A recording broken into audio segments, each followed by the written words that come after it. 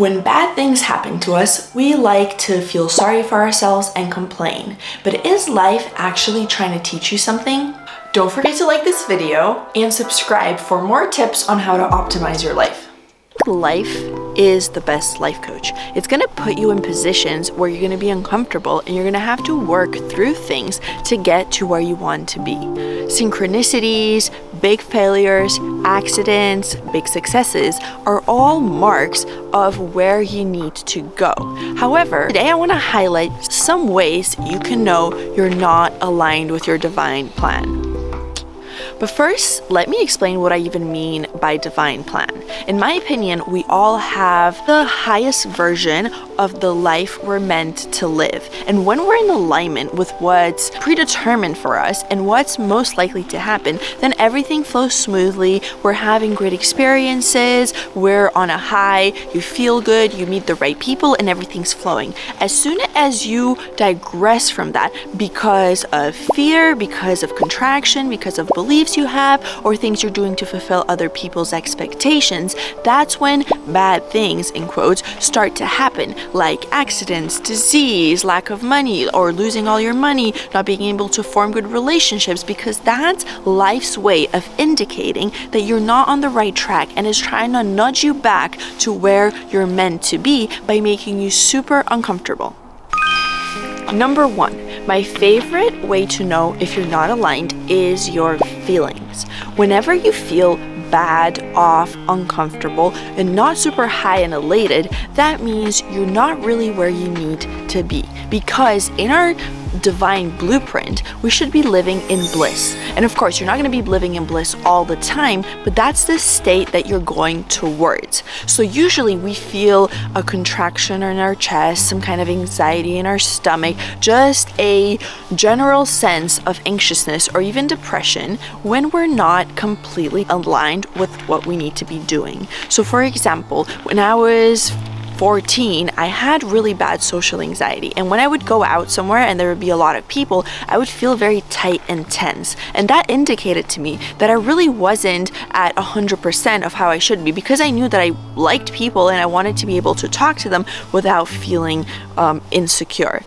The second best indicator is your health. In my belief system, your health is a direct reflection of your beliefs and how you're living your life. When your health is out of alignment, and that can be the tiniest things as pimples to actual serious disease, that's a direct indication of your body that you are not where you need to be and that God has much bigger plans for you. 3, money.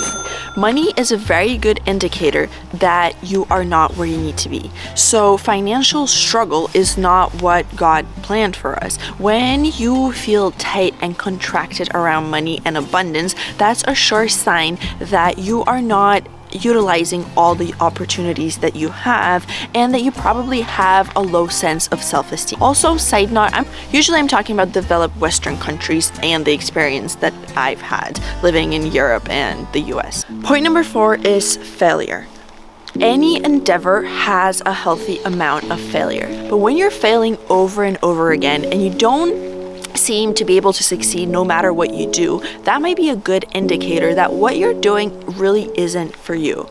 5, sex or sexuality should be a huge part of our lives, but because of the society we live in and the religions we've grown up with, it's very difficult to have a healthy and vibrant sexuality. However, according to ancient teachings of, let's say, Taoism and many others, a healthy sexuality is one of the core pillars of a successful and aligned life. So if sex is not a core part of your daily experience and of your values, it's very unlikely that you're aligned with the highest version of what you could be experiencing right now.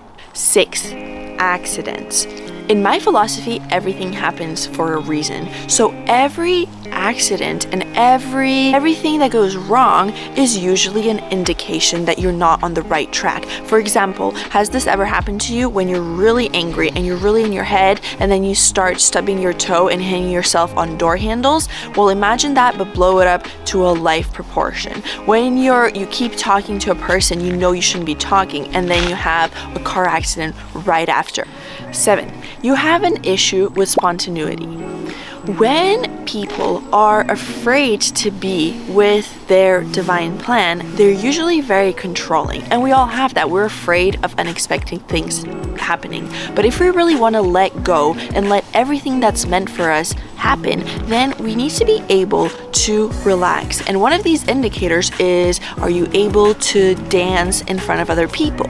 Can you sing a song? Can you make something creative and show it to others? Not being able to be in situations where you don't have full control is a good indicator that you're probably not on your life path in general.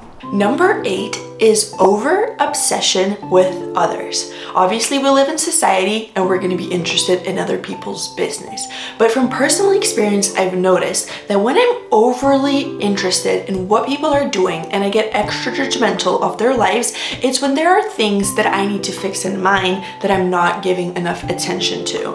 Number 9, messiness. Although I really don't want to admit this one because I am not the most organized and clean person, but messiness, even though not as extreme as accidents and failures, it still is a very strong indicator that you're not exactly aligned with your divine plan. Because from my experience, when you don't feel 100%, usually your surroundings and your apartment or your house is messy as well. Number 10, smoking.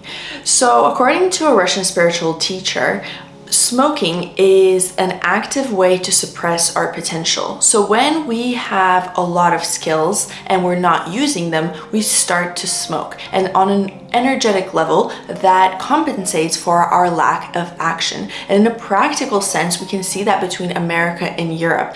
In Europe, so many more people smoke than America. And what I've noticed is that in the US, there's a much more active and entrepreneurial way of life where people take action a lot quicker and more immediately, and eliminating the need to smoke.